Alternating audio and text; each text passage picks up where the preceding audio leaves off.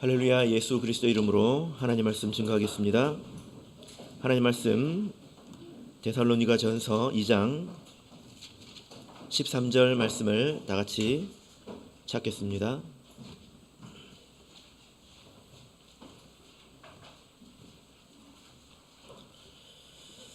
데살로니가 전서 2장 13절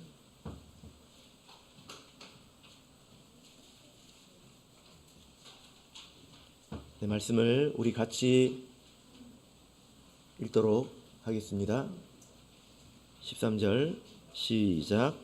이러므로 우리가 하나님께 쉬지 않고 감사함은 너희가 우리에게 들은 바 하나님의 말씀을 받을 때에 사람의 말로 아니하고 하나님의 말씀으로 받음이니 진실로 그러하다. 이 말씀이 또한 너희 믿는 자 속에서 역사하느니라. 아멘.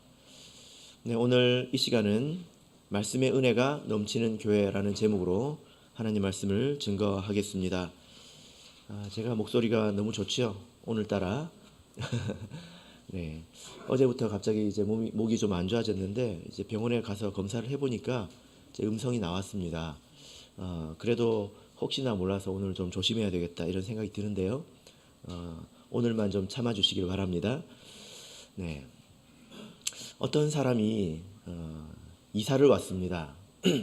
이사를 와서 인근에 다닐 만한 교회를 찾았는데요. 그때는 인터넷도 없고 뭐도 없어가지고 어떤 교회를 가야 될까 이것을 막 고민을 했다고 합니다. 그래가지고 주변에 이 동네를 잘 알만한 사람한테 어떤 교회를 가야 되겠냐 이렇게 물어보니까 그 사람이 하는 말이 뭐냐면은 나는 교회를 안 다녀서 어떤 교회가 좋은지 잘은 모르겠는데 저 교회에서 나오는 사람들 표정이 참 밝더라. 이렇게 대답을 했다고 합니다. 참 맞는 말이죠. 그죠? 그래서 제가 이 이야기를 들으면서 우리 성도님들이 얼굴에 대해서 좀 책임을 져야 되겠다. 이런 생각이 듭니다. 그래서 나이가 40이 넘으면 자기 얼굴에 책임을 져야 된다. 뭐 이런 이야기 들어보셨죠? 미간에 딱 주름살이 져가지고 인상을 항상 팍 쓰고 다니면 그렇게 보기 좋지 않습니다. 우거지 국은 맛있는데요. 우거지 상은 별로입니다. 그죠? 이런 이야기를 듣고도 못 웃으시는 여러분들은 굉장히 심각한 병에 걸린 것 같습니다. 예. 제가 지금 기도 제목이 우리 교회가 표정이 좋은 교회가 좀 돼야 되겠다. 이런 생각을 제가 합니다. 그래서 여러분들께서 좀 긴장을 푸시고 말씀도 듣고 또 지내셨으면 좋겠습니다. 그런데 이게 억지로 되는 일은 아니지 않습니까? 네? 웃으세요 한다고 해서 웃으면 하하 웃고 나서 탁 되잖아요. 그죠? 이게 억지로 되는 일은 아니란 말입니다. 마음속에서 기쁨이 흘러 넘쳐서 이게 표정으로 또 말로 또 드러나는 것 아니겠습니까? 그런 모습이 하나님께서도 보실 때 아주 기뻐하실 것 같습니다. 우리가 그런 교회가 되기 위해서 우리가 구체적으로 노력해야 될 것들이 있습니다. 여러분 오늘 주보를 받으셨습니까? 주보를 한번 보시면 조금 변경된 것이 있습니다. 제일 첫 면을 보시면 이렇게 앞면을 보시면 신앙 목표라고 기록이 되어 있죠. 여기 보면 6가지가 기록이 되어 있습니다. 우리 1번부터 6번까지를 한번 읽어볼까요? 시작. 말씀의 은혜가 넘치는 교회, 기도의 능력이 충만한 교회, 찬양의 기쁨이 샘솟는 교회, 사랑의 교제가 뜨거운 교회, 섬김의 봉사가 풍성한 교회, 전도의 사명을 다하는 교회. 자, 이것은 사도행전 2장에서 사도교회의 온전한 모습을 이제 모습 속에서 가져온 표현입니다. 우리 신앙의 목표는 한 해 한 해 달라지는 것은 아니지 않습니까? 우리가 계속 추구해야 되는 것이죠. 그래서 이 신앙의 목표를 앞으로 바꾸지 않고 계속 이렇게 둘 예정입니다. 이 부분에 대해서 조금 설명을 드리자면 1번, 2번은 자기를 채우는 것입니다. 그래서 말씀과 기도로 자기의 내면을 채우는 것이죠. 그 3번, 4번은 무엇일까요? 찬양은 하나님께 드리는 것이고 교제는 성도들 간에 또 나누는 것이죠. 그래서 이 3, 4번은 누리는 것입니다. 그죠? 그 다음에 5번, 6번은 뭐죠? 봉사와 전도 이것이지 않습니까? 5번, 6번은 서로 나누는 것입니다. 그래서 이것이 순서가 있습니다. 1번, 2번 자기 자신을 먼저 채워야 신앙 안에서 누릴 수가 있겠죠. 그래서 말씀과 기도로 자기를 채우는 사람이 찬양을 할 때 기쁨이 있고 또 서로 교제할 때도 기쁨이 있습니다. 그렇게 해서 누리는 사람이 나눌 수도 있는 거예요. 자기 스스로 신앙의 만족 속에 있는 사람이 전도도 하고 봉사도 하지 자기 안에 채워지지 않고 자기가 누리지 않는데 이 일을 하기는 힘들단 말입니다. 그래서 이게 순서가 있다라는 거죠. 그래서 우리가 하나님을 섬길 때 우리가 꼭 마른 걸레를 비틀어 짜듯이 그렇게 억지로 섬기는 것은 좋지 못합니다. 만약에 누군가가 섬기지 못한다면 스스로 누리지 못하기 때문이에요. 신앙의 만족과 기쁨을 누리지 못하기 때문에 섬기지 못하는 것입니다. 왜 누리지 못합니까? 말씀과 기도가 이를 통해서 하나님의 은혜가 10년 가운데 채워지지 않았기 때문에 그런 거죠. 그래서 이 표현을 보실 때마다 한번 찬찬히 내가 이 모든 것을 다 잘하고 있는가 한번 체크를 해보시길 바랍니다. 내가 하나님께 찬양을 드릴 때 벙어리처럼 입을 닫고 있는 것 아닌가? 그건 문제가 있는 거예요. 막힌 데가 있든지 아니면 어디 병이 들었든지 신앙이 병이 들었든지 성도들과 교제하기가 힘들다면 안식일 오후 분반 예배에 들어가기가 힘들다면 그것도 어딘가 문제가 있는 것입니다. 그래서 우리가 하나님께서 기뻐하시는 교회가 되기 위해서 이렇게 차근차근 나가야 될 텐데 모든 것의 기초가 무엇입니까? 기초가 1번, 2번이죠. 말씀과 기도입니다. 그래서 그 중에서 오늘은 말씀의 은혜가 넘치는 신앙 또 넘치는 교회에 대해서 생각을 해보려고 합니다. 만약에 우리가 말씀을 듣는 것이 즐겁다면 그것은 성장의 때가 비로소 온 것입니다. 말씀을 스스로 듣는 것이 기쁜 사람이라면 이제 그 사람은 알아서 회개도 하고 알아서 또 찬양도 하고 또 헌신도 하게 됩니다. 예전에 그 어떤 자매가 25년 만에 그 이제 이른 양 생활을 마치고 하나님께로 돌아왔습니다. 25년이면 굉장히 긴 시간이지 않습니까? 이제 근데 들어와서 굉장히 감격적으로 다시 믿음을 좀 회복을 했는데요. 그 이후에 이분이 어떻게 신앙생활을 했냐면 일을 하시면서 그 이어폰을 계속 꽂아가지고 계속 말씀을 들으면서 그 일을 하셨어요. 그렇게 또 하실 수 있는 또 직종에 있었기 때문에 제가 그런 걸 알려드렸습니다. 블루투스 이어폰, 무선 이어폰 있잖아요. 그걸 귀에 꽂고 말씀을 계속 들으시라고 제가 이제 이렇게 했는데 그분이 우리 교회 말씀도 듣고 또 듣고 그리고 다른 전국 교회 말씀도 다 들어가지고 전국 교회 소식을 제일 빨리 아는 그런 사람이 됐어요. 그래서 스스로 말씀을 듣는 것을 기뻐하다 보니까 신앙이 회복되고 또 성장하는 속도가 굉장히 빨랐습니다. 25년간의 공백이 있었어요. 그래서 돌아왔을 때 제가 기본 신앙 10가지를 처음부터 다시 알려줬는데 심지어 세례의 죄사함이 있다는 것도 몰랐어요. 다시 돌아왔을 때는 그냥 하나님이 있다. 그리고 이 교회 우리 가족이 다닌다. 이거밖에 없었습니다. 그리고 25년 만에 돌아왔는데 그렇게 말씀을 듣고 1년쯤 지나고 1년 반, 2년이 지났을 때는 다른 우리 신앙생활을 잘하는 성도들과 제가 차이를 잘 못 느꼈어요. 급속도로 회복을 하고 성장을 한 거죠. 그죠? 예. 내가 스스로 말씀을 듣는 것을 기뻐할 수 있고 또 성경을 통해서 은혜를 받을 수 있는 사람이라면 이 마음속에 내 내면에 발전기가 하나 생기는 것입니다. 발전소가 세워지는 거죠. 그래서 스스로 신앙생활을 할 수 있습니다. 여러분 우리가 이렇게 말씀을 기뻐하고 또 말씀을 누리는 그 신앙을 이렇게 가지려면 우리가 잘 배워야 합니다. 우리가 이런 모습을 가지기 위해서는 보고 배워야 합니다. 무슨 말이냐면 우리가 신앙을 성장할 때 우리가 성경만 읽는다고 해서 이렇게 성장하는 건 또 아니에요. 무엇을 봐야 되냐면 이것을 따라서 잘 사는 사람들을 봐야 합니다.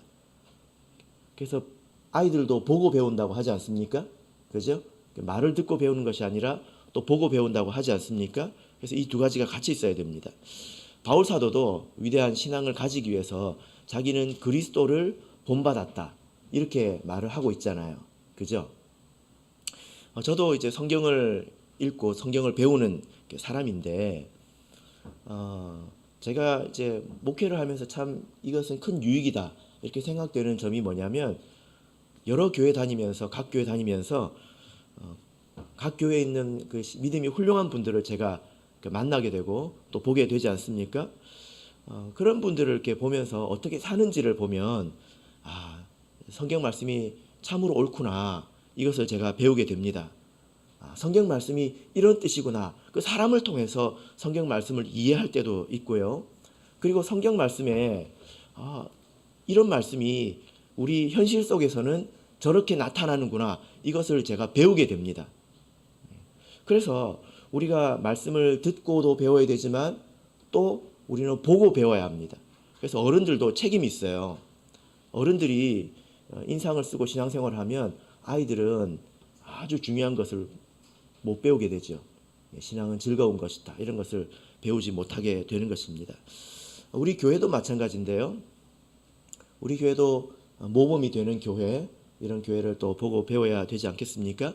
그래서 뭐 대만이라고 하든지 다른 교회를 이렇게 방문을 합니다. 또 한국에도 방문할 만한 그런 교회가 많이 있죠. 성경에서 그런 교회를 찾아보자고 한다면 오늘 이 말씀 속에 있는 데살로니가 교회입니다. 자, 우리 데살로니가 전서 1장 6절에서 8절 말씀을 한번 찾아보겠습니다. 데살로니가 전서 1장 6절에서 8절. 자, 같이 읽겠습니다. 6절에서 8절 시작. 또 너희는 많은 환난 가운데에서 성령의 기쁨으로 도를 받아 우리와 주를 본받은 자가 되었으니 그러므로 너희가 마게도냐와 아가야 모든 믿는 자의 본이 되었는지라. 주의 말씀이 너희에게로부터 마게도냐와 아가야에만 들릴 뿐 아니라 하나님을 향하는 너희 믿음의 소문이 각처에 퍼진 고로 우리는 아무 말도 할 것이 없노라. 이런 칭찬을 받을 수 있다면 대단한 교회이죠. 바울 사도 같은 그런 사람이 어떤 교회를 놓고 내가 이 교회에 대해서는 아무것도 말할 것이 없다, 더할 것이 없다. 이것은 아마도 칭찬 중에 칭찬이 될 것입니다. 굉장히 모범적인 그런 교회인데요. 우리가 또 이런 교회가 되어야 되지 않겠습니까? 그런데 이 교회가 이렇게 말할 것이 없는 교회가 된 데는 이유가 있습니다. 자, 13절 오늘 본문 말씀으로 돌아가서 읽어보겠습니다. 13절 읽겠습니다. 시작. 이러므로 우리가 하나님께 쉬지 않고 감사함은 너희가 우리에게 들은 바 하나님의 말씀을 받을 때에 사람의 말로 아니하고 하나님의 말씀으로 받음이니 진실로 그러하다. 이 말씀이 또한 너희 믿는 자 속에 역사하느니라. 아멘. 자, 우리가 좋은 교회가 되고 싶다. 나도 훌륭한 신앙인이 되고 싶다. 이게 하나님 믿는 것인가? 이런 그 갈등 속에서만 있어서는 안 됩니다. 또 우리가 좋은 소망만, 꿈만 커서는 안 되죠.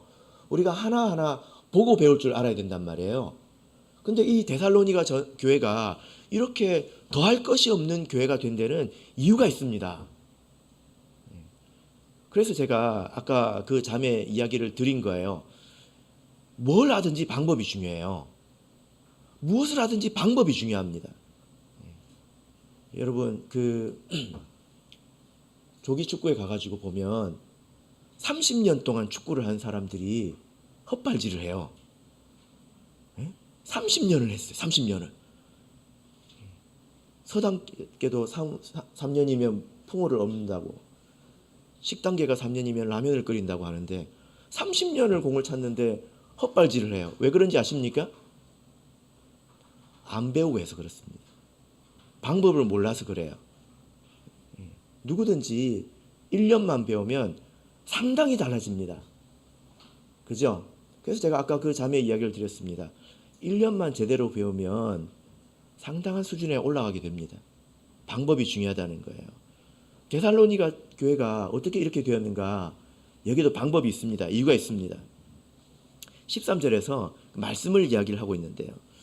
여러분, 사도행전에 보면 데살로니가 교회가 어떻게 설립이 되었는지 그 기록이 나타나 있죠. 바울 사도가 선교한 교회이지 않습니까? 근데 총 얼마 동안 거기서 머물렀을까요? 사도행전을 찾아보진 않겠습니다. 새 안식일이 있었습니다. 새 안식일. 새 안식일이면 몇 주예요? 3주겠죠. 3주. 그럼 3주 동안 매일 말씀을 전했을까요?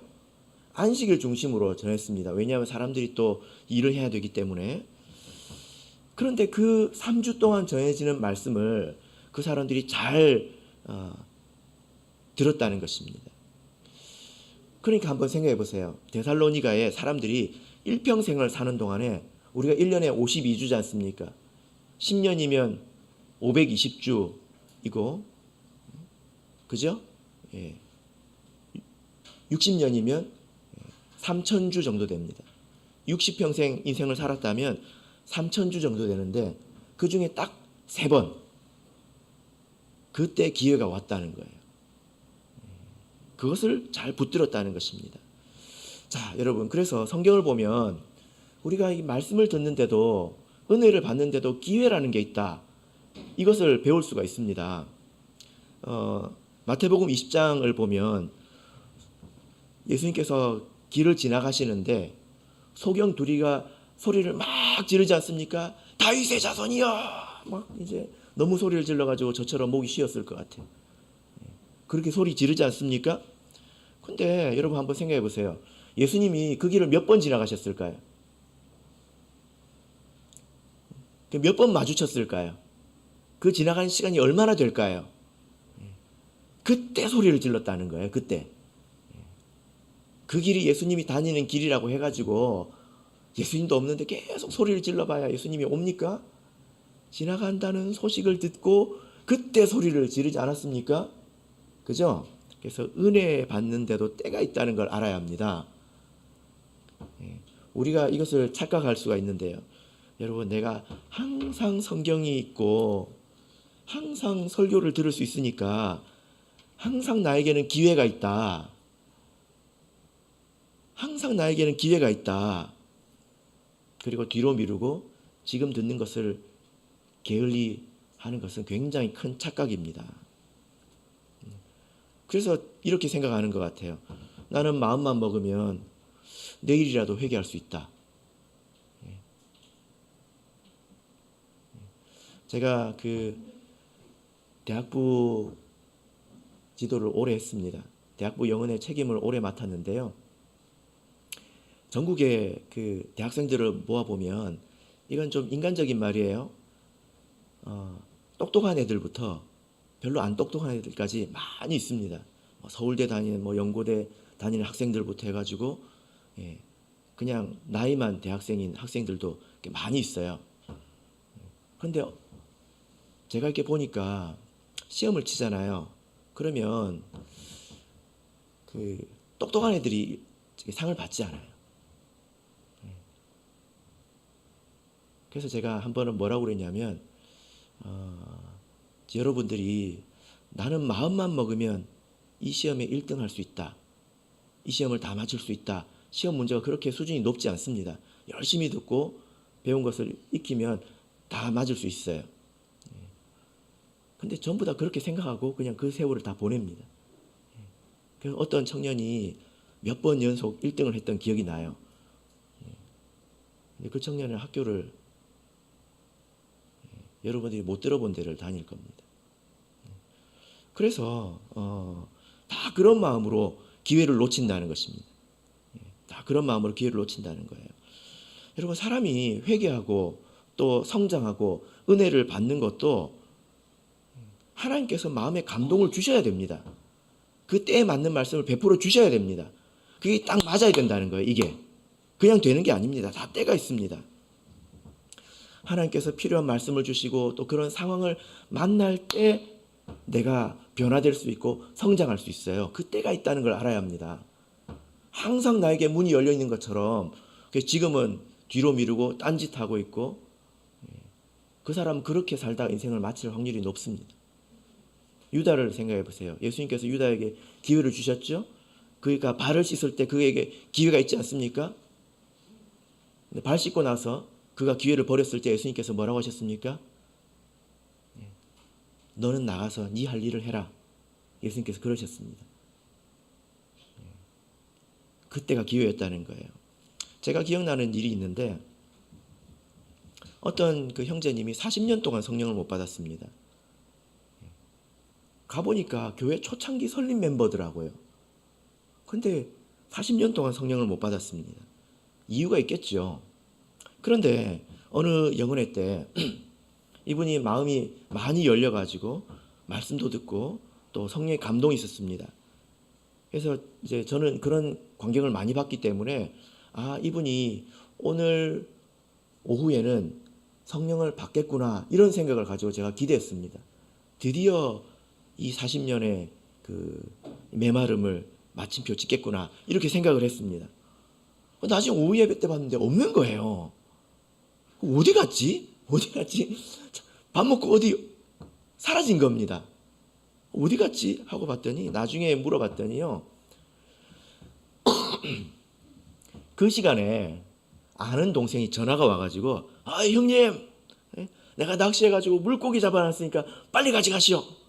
해가지고 그리로 가버렸대요. 지금까지 성령을 못 받고 있습니다. 하나님께서 성령을 간구하면 성령을 주시죠. 근데 내가 항상 성령을 받을 수 있는 건 아닙니다. 하나님께서 주시는 때 받아야 된다는 거예요.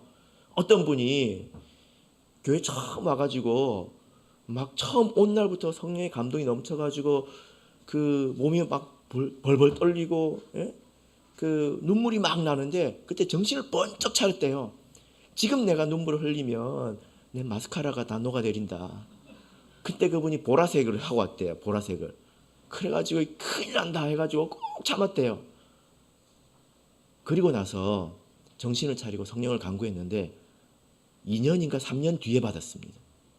아무리 간구해도 성령을 받을 수가 없는 거예요. 자, 한 분 더 이야기해 드릴까요? 어떤 분이 일반 교회 다니는 분인데 우리 교회 와가지고요, 영은에 참석을 하는데 성령의 감동이 있었습니다. 그래가지고 이제 나와서 안수 받으라고 제가 했거든요. 근데 절대 안 나와요. 자리에서도 성령의 감동이 있는데 막 헐떡헐떡 합니다. 그런데 막 자기를 꼬집어가면서 콕 누르는 거예요. 얼마나 참았는지 예배 마치고 가면 저기 잠옷실에 가서 누워요. 뻗어요. 이렇게. 너무 힘들어가지고. 그래서 제가 가서 왜 그러시냐 그랬더니, 여기서 성령 받으면 이 교회 나가야 되잖아요. 그 자매가 두 분이 그렇게 자매지간에 와서 그랬습니다. 참 희한한 일이죠. 근데 그분이 그 영혼회 때 그냥 결국 그렇게 끝났습니다. 이후에 두 분 다 암에 걸렸고요, 한 분은 돌아가셨습니다. 그래서 우리가 하나님의 은혜에도 기회가 있다, 때가 있다, 이거를 명심해야 합니다. 그래서 그것이 나에게 언제 올지 모르잖아요. 귀를 번쩍 열고 살아야 된다는 것입니다. 정말 안타까운 게 뭐냐면, 우리 성도님께서 열심히 하나님께 기도로 구합니다. 하나님 이렇게 해주세요, 저렇게 해주세요, 이렇게 구합니다. 그래서 하나님께서 말씀을 통해서 깨달음을 주시고 응답하시는데, 그때 화장실 가요. 그때 졸아요. 그때 결석하고 그때 스마트폰 해요. 그리고 또 기도해요. 하나님 이걸 어쩌고 저쩌고 기도해요. 이게 얼마나 안타까운 것입니까? 기회라는 게 있다. 내가 이걸 붙들어야 되겠다. 그래야 신앙이 성장합니다. 대만에 그 어떤 목사님이 이제 그 오셔가지고 그 해주신 이야기가 있는데요. 이게 자기가 그 중국의 어떤 지역을 이렇게 가서 강습회를 했습니다. 뭐 지금도 그렇지만 그때도 그 대만하고 중국은 이렇게 좀 그 서먹서먹한 관계였기 때문에 이렇게 하는 것이 쉽지 않았어요. 그래서 그 일주일간 그 아침, 점심, 저녁으로 강습회를 하고 식사를 같이 하고 그러면 굉장히 친해지잖아요. 그래서 일주일이 다 되어갈 쯤에 그 한 가지를 알았는데 뭐냐면은 어떤 사람은 자기를 쳐다를 안 본다는 거예요. 이 목사님 마음속에 근심이 되기 시작했습니다. 내가 지금까지 강의를 하면서 무슨 말실수를 했나? 왜 저분은 나를 한 번도 안 쳐다볼까? 근심이 됐어요. 그래가지고 너무 이렇게 마음이 무거워가지고 나중엔 도저히 안 되겠다. 내가 물어봐야 되겠다. 해가지고 자매님은 왜 나를 한 번도 안 쳐다봅니까? 하고 물어봤대요. 그랬더니 그 자매님이 웃으면서 하는 말이 뭐냐면은 자기가 있는 지역에는 목자님이 없대요. 이렇게 와서 배운 것으로 자기가 가서 전해야 된답니다. 그래서 목자님이 이야기해 주신 것을 한자도 빠짐없이 다 적으려고 하다 보니까 고개 들 시간이 없다는 거예요. 우리 참예수교회 신도들 중에서 그렇게 한 글자도 땅에 떨어지지 않겠다라는 심정으로 말씀을 받고 사는 사람들이 많이 있습니다. 우리가 이런 자세로 말씀을 들어야 1년 1년 달라지죠. 항상 말씀은 항상 있다. 예배도 항상 드릴 수 있다. 이런 마음으로 10년을 해보십시오. 30년을 해보십시오. 기회 다 놓치고 하나님께서 응답해 주시는 것도 알지도 못하고 다 넘어갑니다. 그러니까 신앙이 성장이 없는 거예요. 하나님께서 말씀을 해주시나 응답해 주시나 깨닫지 못하고 그렇게 살아가게 되는 것입니다. 데살로니가 교회는 단 3번의 안식일에 말씀을 듣고 복음을 받아들이고 뿌리 내리기 시작했다는 것입니다. 은혜에도 기회가 있다. 내가 딴짓할 때 하나님이 나에게 주시는 말씀이 있다. 있을 수 있다. 그렇게 생각하시면 앞으로 많은 발전이 있을 것입니다. 그래서 우리 교회가 이런 교회가 되기를 원합니다. 그 눈동자가 또렷한 교회. 말씀을 들을 때에. 그래서 저도 이런 경험을 많이 해봤기 때문에 저도 그렇게 말씀을 듣습니다. 저도 필기를 하고요. 심지어 저는 다 받아 적기도 합니다. 제가 숱하게 받아 적었습니다. 그래서 그때마다 놀라는 것이 내가 이런 말씀을 들었는가? 내가 열심히 들었는데 내가 이런 말씀을 들었나? 나에게 지금 필요한 말씀을 내가 이미 들었더라고요. 하나님이 주신 기회를 놓치지 않는 우리가 되길 바랍니다. 다시 본문으로 말씀 돌아가겠습니다. 본문 데살로니가전서 2장 13절 읽겠습니다. 시작. 이러므로 우리가 하나님께 쉬지 않고 감사함은 너희가 우리에게 들은 바 하나님의 말씀을 받을 때에 사람의 말로 아니하고 하나님의 말씀으로 받음이니 진실로 그러하다. 이 말씀이 또한 너희 믿는 자 속에 역사하느니라. 자, 여기서 이제 말씀을 듣는 한 가지 중요한 태도에 대해서 기록을 하고 있습니다. 이 데살로니가 성도들은 이 말씀을 받을 때에 사람의 말로 받지 않고 하나님의 말씀으로 받았다는 것입니다. 이 말의 뜻이 무엇입니까? 하나님이 우리를 사랑하시잖아요. 그러면 틀림없이 하나님은 우리에게 말씀하십니다. 그죠? 제가 이렇게 보니까 부모가 아이를 낳으면 애가 못 알아듣는데도 말을 합니다. 그죠? 그랬죠? 저랬죠? 말을 막 걸잖아요. 애가 알아듣지도 못하고 심지어 부모인 줄도 모르는데 그런데도 말을 합니다. 그게 부모예요. 하나님께서도 그러시지 않겠습니까? 하나님은 우리가 못 알아들어도 말씀하시는 분입니다. 우리에게 말씀해 주시는 분이에요. 근데 어떻게 말씀해 주십니까? 어떤 음성으로 내 귀에 들려주십니까? 그럴 수도 있지만 지금까지 제가 경험한 경우의 99%는 그건 사단의 역사였습니다. 나는 하나님의 음성을 들었다, 듣는다, 거의 사단의 역사인 경우가 많더라고요. 하나님께서 사람의 입을 통해서 나에게 말씀해 주신다, 이런 믿음이 우리에게 있어야 합니다. 그래서 설교를 전하는 사람의 입을 통해서, 또 신도회에서 다른 사람의 간증을 통해서, 사람의 입을 통해서 나에게 말씀을 주신다는 것을 우리가 깨달아야 돼요. 그래서 그것에도 귀를 기울일 수 있어야 합니다. 어떤 자매님이 사령이 역사를 했는데 아주 은밀하게 역사했습니다. 그래서 제가 그걸 깨달았어요. 알았습니다. 그래서 도대체 이 이유가 무엇일까 하고 생각했을 때 틈이 있었습니다. 그래서 마귀에게 틈을 주지 말라고 하죠. 틈이 있었어요. 제가 이제 목회자이고 또 지도하는 사람이고 그 사람을 알기 때문에 제가 마음속에 떠오르는 것이 있었습니다. 그 문제는 이것이다. 그게 뭐냐면 교만한 것이었습니다. 그리고 말이 많은 거였어요. 이 두 개가 만나면 큰일 나지요. 교만한 사람이 말이 많으면 어떻게 되겠습니까? 다른 사람들에게 상처를 많이 줄 수밖에 없잖아요. 그래서 제가 불러서 권면했어요. 이런 권면은 목회자라도 하기가 어렵습니다. 여러분들은 다른 사람에게 당신 좀 교만하다 이렇게 말해본 적 있습니까?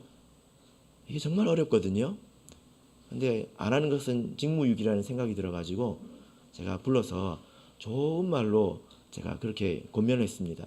근데 반응이 뭐였냐면은 나는 살아오면서 내가 그런 사람이라고 생각해 본 적이 한 번도 없다는 거예요. 그래서 제가 뭐라고 그랬냐면 그래요. 만약에 그렇다면 당신은 자기 자신을 너무 모르는 것입니다. 하고 그냥 보냈습니다. 그리고 영은회가 다가왔는데 그때 어떤 일이 있었냐면 그 오신 목자님에게 제가 아무 말도 안 했어요. 근데 그 목자님이 처음 와가지고 첫 번째 설교가 교만하지 말라는 거였습니다. 그 다음 설교가 뭐였냐면 말을 이쁘게 하라는 거였어요. 말을 조심하라는 거였습니다. 그래서 제가 굉장히 놀랐어요. 근데 저만 놀란 건 아니더라고요. 그분도 놀랐습니다. 그리고 그것을 진짜 마음으로 받아들였어요. 그걸 제가 어떻게 알았냐면 연락하려고 카톡을 딱 열었는데 카톡에 프로필이 바뀌었더라고요.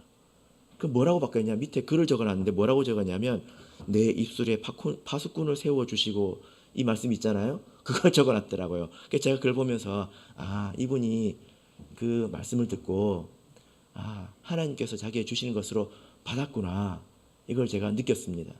그리고 오전에 안수 기도를 하는데 사령이 나왔습니다. 하나님의 말씀으로 받아야 된다는 것입니다. 사람의 말씀으로, 사람의 말로 받고 이것저것을 판단하면 그 말씀이 우리 속에서 역사하지 않습니다. 하나님은 나에게 말씀하시는데 언제 나에게 말씀하십니까?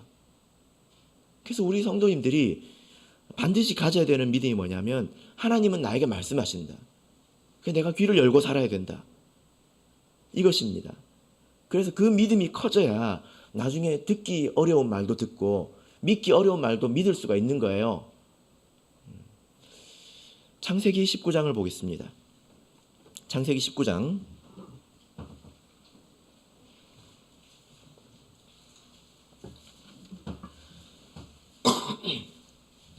창세기 19장 14절을 보겠습니다. 창세기 19장 14절 읽겠습니다. 시작.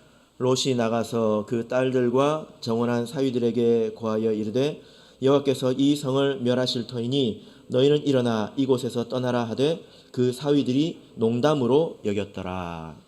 자, 이 내용은 소돔과 고모라를 하나님께서 유황불로 심판하실 때 그때의 내용이죠. 소돔과 고모라의 심판에 대해서 아브라함이 들었을 때 아브라함은 하나님과 잘 소통하는 사람이었기 때문에 그 말씀을 믿었어요. 그래서 기도할 수 있었습니다. 그래서 롯이 구원받았지 않습니까? 근데 이 소식을 전했을 때 롯의 사위들은 어떻게 들었습니까? 농담으로 들었다는 거예요. 한번 생각해 보세요. 노아 시대에 하늘에서 비가 내린다고 할 때 아무도 안 믿었잖아요. 한 번도 그런 적이 없으니까 무슨 그런 게 있냐 믿을 수가 없잖아요. 근데 하나님과 계속 소통한 노아는 믿을 수 있었습니다. 그래서 이제 우리는 하늘에서 비가 온다 이 말을 믿을 수 있죠. 근데 이 롯의 사위들은 하늘에서 불이 내린다네요. 이걸 어떻게 믿습니까? 그죠? 이것은 들어 버릇한 사람들이 듣는 것이지 대번에 이런 말을 듣는다고 해서 듣는 게 아니에요. 제가 지금도 이걸 느끼고 있습니다. 롯이 얼마나 안타까웠을까요? 그죠? 롯이 얼마나 안타까웠을까요? 얘들이 지금 농담으로 듣네? 했을 때 얼마나 안타까웠을까요? 지금도 저에게 그런 마음이 조금 있습니다. 지금 자기들이라고 하는 말인지 모르는구나. 누군지는 저만 알죠. 그 안타까움이 있다는 것입니다. 그래서 우리가 하나님 말씀을 듣는 귀를 가져야 됩니다. 언제 하나님께서 여러분에게 말씀하십니까? 그리고 들을 때에 이걸 기쁘게 들을 수 있어야 돼요. 자, 사도행전 2장을 보겠습니다. 사도행전 2장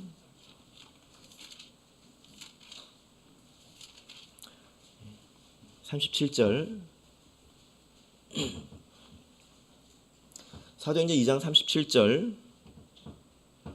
같이 읽겠습니다. 시작. 저희가 이 말을 듣고 마음에 찔려 베드로와 다른 사도들에게 물어 가로되 형제들아 우리가 어찌할꼬 하거늘. 자, 여기서 구원받은 사람들이 나옵니다. 그런데 가장 먼저 그들은 말씀을 듣고 마음에 찔렸죠. 그죠? 그래서 마음에 찔리는 것은 좋은 것입니다. 근데 항상 좋은 건 아니에요. 7장을 보겠습니다. 7장 54절을 보겠습니다. 7장 54절. 자, 같이 읽겠습니다. 시작. 저희가 이 말을 듣고 마음에 찔려 저를 향하여 자, 마음에 찔렸는데 이제는 뭐 하고 있습니까? 예? 이를 갈고 있어요. 이를.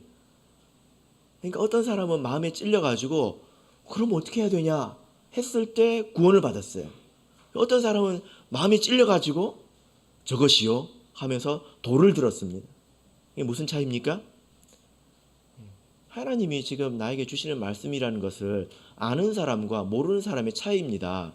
사도행전 2장의 이 사람들은 그 방언을 통해서 하나님의 큰일 말함을 들었던 사람이에요. 하나님께서 지금 우리에게 말씀을 주시는구나. 그랬기 때문에 마음에 찔렸지만 그럼 어떻게 하면 되냐? 그래서 믿음이 생기고 구원이 생긴 것입니다. 그죠? 그런데 그런 믿음이 없는 사람들은 하나님께서 나에게 말씀을 주신다라는 믿음이 없는 사람들은 깨달으면 깨달을수록 이를 갈고 그리고 돌을 들게 됐습니다. 여러분들은 어떤 사람입니까? 여러분들은 마음에 찔리는 것이 좋은 사람입니까? 아니면 마음에 찔리는 것이 불쾌한 사람입니까? 우리가 어떤 사람이 되어야 마땅할까요? 그래서 저는 우리 특별히 신도회 예배 시간이 이런 시간이 되면 좋겠습니다. 말씀을 듣고 찔린 이야기들, 그것은 곧 회개이죠. 깨달은 것이죠. 부끄러운 것을 이제 알았다, 이제 눈을 떴다는 것입니다. 이것을 나누는 것이 얼마나 유익하냐면 성경을 읽는 것만큼 유익합니다. 성경은 예전에 하나님께서 역사하신 이야기지 않습니까? 어쨌든 과거의 이야기잖아요.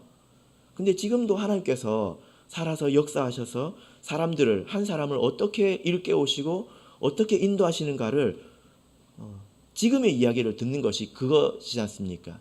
그래서 신도의 시간에 내가 깨달은 것, 깨우치고 회개하고 뉘우친 것, 이것을 이야기하는 것이 절대 부끄러운 게 아닙니다. 그것을 말할 수 있는 것이 건강한 신앙이에요. 그래서 제가 이런 말씀을 드리지 않았습니까? 회개하는 것하고 감사하는 것은 똑같은 것이라는 겁니다. 죄 지었을 때 회개 안 하면 죄사함이 없지요. 벌이 있습니다. 감사한 일이 있을 때 감사하지 않는 것은 회개 안 하는 것과 똑같습니다. 또 벌이 있지요. 같이 해야 됩니다. 자, 본문의 말씀으로 돌아가겠습니다. 데살로니가전서 2장 13절. 데살로니가전서 2장 13절. 자, 마지막입니다. 같이 읽겠습니다. 시작. 이러므로 우리가 하나님께 쉬지 않고 감사함은 너희가 우리 들은 바 하나님의 말씀을 받을 때에 사람의 말로 아니하고 하나님의 말씀으로 받음이니 진실로 그러하다. 이 말씀이 또한 너희 믿는 자 속에서 역사하느니라. 예. 여러분, 이 말씀을 보면 바울 사도가 참 얼굴이 두껍지 않습니까? 예. 내 말 잘 들으라고 하는 것 같지요? 예. 그러나 이것이 진실하기 때문에 그렇게 말을 한 것입니다. 저도 뻔뻔해가지고 제 말 잘 들으라고 이렇게 이야기하는 거 아니에요. 하나님께서 말씀을 통해서 성도들을 일깨워 주시는 것을 저도 많이 경험했기 때문에 제가 믿음으로 이 말을 하는 것입니다. 저는 원래 말을 하는 걸 좋아하지 않는 사람입니다. 자, 그런데 이 말씀을 보니까 마지막으로 말씀이 믿는 자 속에서 역사한다 이렇게 말씀하고 있지 않습니까? 역사한다 이 말이 원문으로 보면 에네르게오입니다. 에네르게오. 무슨 뜻일까요? 여러분들이 아는 비슷한 단어가 있어요. 에네르게오. 드래곤볼을 보신 분들은 좀 익숙하실 것 같은데 예, 이게 에너지가 이 단어에서 왔어요. 에너지. 뭐요? 에너지. 그러니까 말씀이 믿는 자 속에서 에너지가 된다는 거예요. 힘이 되고 그래서 사람을 움직이게 한다는 것입니다. 여러분, 봉사하기 힘들죠? 뭐 하기 힘들죠? 예? 욕심을 버리기도 힘들고 짜증이 날 때 참는 것도 힘들죠? 왜 그래요? 예? 성질을 버럭 내는 사람은 성격이 강해서 성질을 버럭 내는 게 아닙니다. 성질을 버럭 내는 사람들은 약해서 그런 거예요.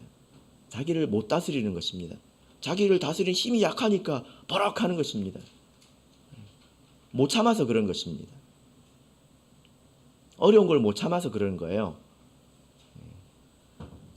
우리가 이렇게 말씀을 들으면 말씀이 우리 속에서 에너지가 되고 이게 힘이 되어서 현실 가운데서 드러나기 시작합니다. 말씀이 나를 움직이고 그래서 우리가 결국 말씀이 실현되는 것을 눈으로 보게 됩니다.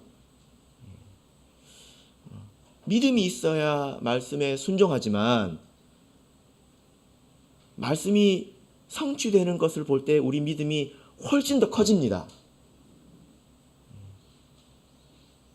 여러분 한번 생각해 보십시오. 우리 교회에서 성령을 받잖아요. 그죠? 이게 굉장히 좋은 경험이거든요. 성경을 듣고 그죠? 그리고 내가 그것을 해봅니다. 그러면 성령이 임하면 내가 그걸 확인할 수 있지 않습니까? 다른 신앙생활도 그런 사이클로 해 나가야 되는 거예요. 그러면 이 말씀이 참이구나, 이 말씀대로 되는구나 하고 확인하는 것이 많아지게 되는 것입니다. 우리가 우리 고린도전서 2장을 보겠습니다. 고린도전서 2장 16절을 보겠습니다.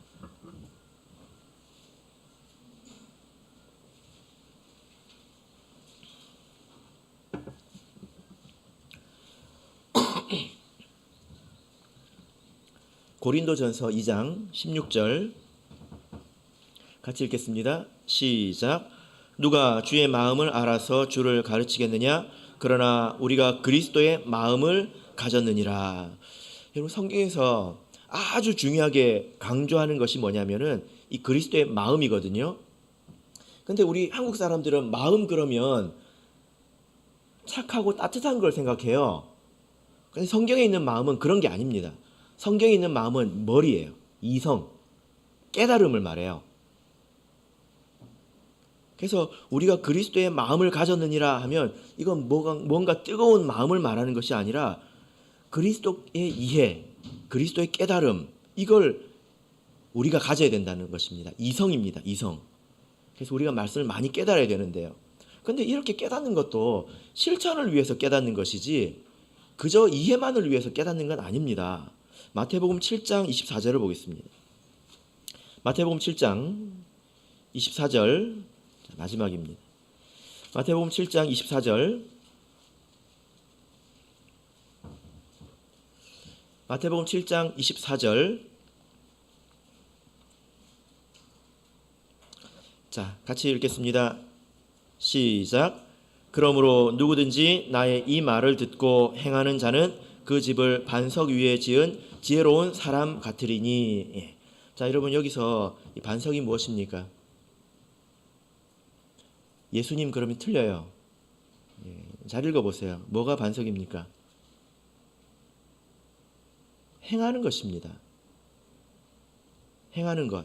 우리가 신앙의 집을 지어갈 때 계속 생각만 하면 안 돼요. 계속 깨닫는 것만 하면 안 됩니다. 왜냐하면 나중에 그건 무너지게 돼요. 근데 우리가 이 말씀을 실천하면, 실천해서 정말 그렇게 되면 그것은 나의 공고한 신앙이 되거든요. 안식일을 지키는 것, 11조를 내는 것, 그런 간증 제가 많이 들었습니다. 처음에는 어려워요.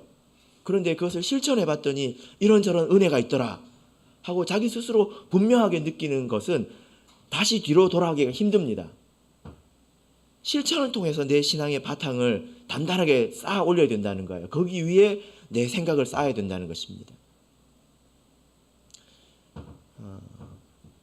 우리가 하나님 말씀을 진실로 믿으면 이 말씀이 역사하게 되고요. 그 역사의 결과를 보고 우리는 더욱더 큰 믿음을 가지게 됩니다. 이것은 마치 복리로 이자를 받는 것과 같지요. 눈덩이처럼 커진다는 거예요.